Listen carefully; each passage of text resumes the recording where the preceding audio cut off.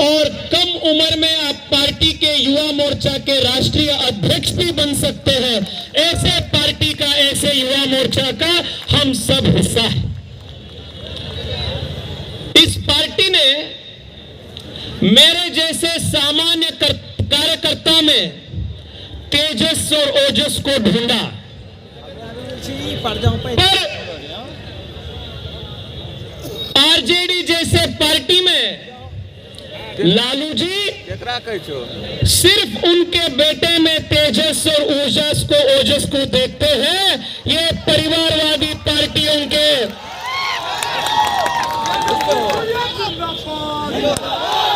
आम कार्यकर्ताओं में लालू जी को ना तेजस दिखता है ना ओजस दिखता है, सिर्फ उनके बेटे में ही तेजस दिखता है, ओजस दिखता है। ऐसे परिवारवादी पार्टियों को उखाकर फेंकने का काम भारतीय जनता युवा मोर्चा के कार्यकर्ता हम मिलकर करना है। साथियों, मैं आप सबके बीच सिर्फ 2 या 3 गंभीर मुद्दा आप सबके लिए, चिंता के लिए, आगे के काम के लिए रखना चाहता हूं। साथियों, आप जानते हैं मैं कर्नाटका से आता हूं, बेंगलुरु से आता हूं, और जब से मैं कॉलेज में जा रहा था और जब वकील के नाते मैं कुछ कॉर्पोरेट कंपनीज में काम करता था, हजारों संख्या में बिहार से आए हुए युवा मेरे साथ कॉलेज में भी पढ़ते थे।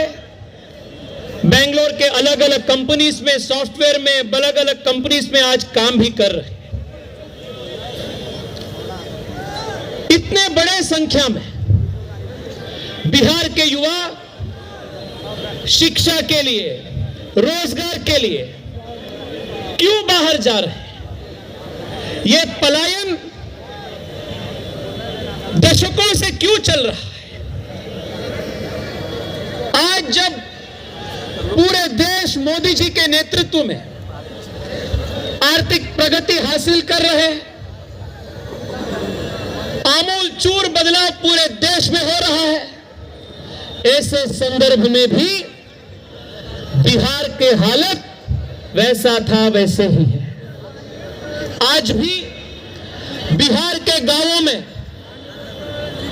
प्राथमिक शिक्षा, बिहार के जिलों में उच्चतम शिक्षा आज भी बहुत कमजोर स्थिति में। आज बिहार के युवा 5 साल में डिग्री पाते, बाकी प्रदेशों में आपको 3 साल में डिग्री मिल देते, पर यहां 5 साल के डिग्री पाने के बाद भी वो डिग्री सर्टिफिकेट का कुछ वैल्यू नहीं है। वो डिग्री सर्टिफिकेट लेकर आपको किसी जगह पे काम, रोजगार कुछ नहीं मिलता है। 5 साल तक युवाओं का जीवन बर्बाद हो रहा है। इस प्रकार का शिक्षा व्यवस्था या नीतीश और तेजस्वी के राज में यहां चालू है। ना शिक्षा है, ना रोजगार, और इसके वजह से लाखों करोड़ संख्या में हर साल युवा यहां से पलायन करते हैं, और इससे बिहार के गांव, बिहार के कौटुंबिक व्यवस्था, बिहार के फैमिली सिस्टम पूरा बिगड़ चुका है। साथियों, कितने दिन तक, कितने साल तक इसको सहन कर हमें चालू करना है? मैं यहां उपस्थित सभी युवा मोर्चा के साथियों से और विशेष रूप में यहां उपस्थित जनप्रतिनिधियों से, युवा जनप्रतिनिधियों से मैं आप सबको निवेदन करता हूं। साथियों, कई दशकों से जात पात के राजनीति में बहुत नुकसान बिहार ने खाया है।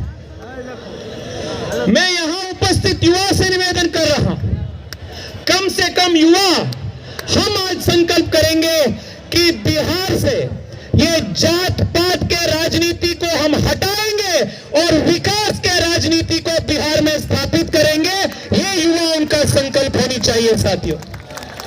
आज भी आप एक घमंडिया गठबंधन के सभी नेताओं का बयान देखिए, वार्तालाप सुनिए, फिर एक बार समाज को, युवाओं को जाति में बांटने का साजिश ये लोग आज भी कर रहे हैं। जब नरेंद्र मोदी जी 21वीं सदी के भारत के बात कर रहे हैं, विकसित भारत के संकल्प दिखा रहे हैं, और हम सबको विकसित भारत के रायभारी के रूप में, एम्बेसडर के रूप में बनने का आह्वान जब प्रधानमंत्री जी दे रहे हैं, ये घमंडिया गठबंधन के सभी नायक, सभी नेता एक शतमान भारत को पीछे ले जाने का साजिशें कर रहे हैं। मैं आप सबसे हाथ जोड़ के निवेदन कर रहा हूं, आज इस मंच से हम तय करेंगे कि बिहार के युवा हम सब के लिए एक ही जाति है, हम भारतीय हैं, हम बिहारी हैं, और हम विकसित भारत को संकल्पित करने वाले नौजवान हैं। हमको अब जात पात में आप नहीं बांट सकते हैं। इसी संकल्प को इस मंच से युवा होने के नाते हम सब लोग करेंगे साथियों, मैं आप सबसे निवेदन करता हूं, 1-2 दिन पहले ही गुजरात में प्रधानमंत्री जी के नेतृत्व में वाइब्रेंट गुजरात समिट नाम का एक बहुत बड़ा निवेश करने का कार्यक्रम समाप्त हुआ। मैं आप सबसे निवेदन करता हूं, YouTube में, सोशल मीडिया में, अखबारों में आप वहां के हेडलाइंस देखिए, वाइब्रेंट गुजरात समिट में क्या क्या निर्णय हुआ है। उदाहरण तौर पर मैं 1-2 आप सबके बीच रखना चाहता हूं। ArcelorMittal नाम का कंपनी ने तय किया कि हम गुजरात में विश्व के सबसे बड़ा स्टील फैक्ट्री हम शुरू करेंगे। रिलायंस ने घोषित किया कि विश्व के सबसे बड़ा सेमीकंडक्टर फैब्रिकेशन यूनिट को हम गुजरात में शुरू करेंगे।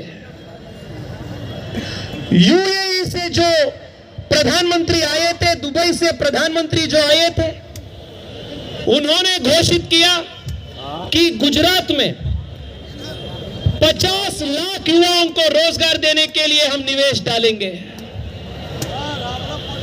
लगभग 50 लाख करोड़ रुपए का निवेश सिर्फ 3 दिन में वाइब्रेंट गुजरात समिट में ये मेमोरेंडम ऑफ अंडरस्टैंडिंग साइन हो गया।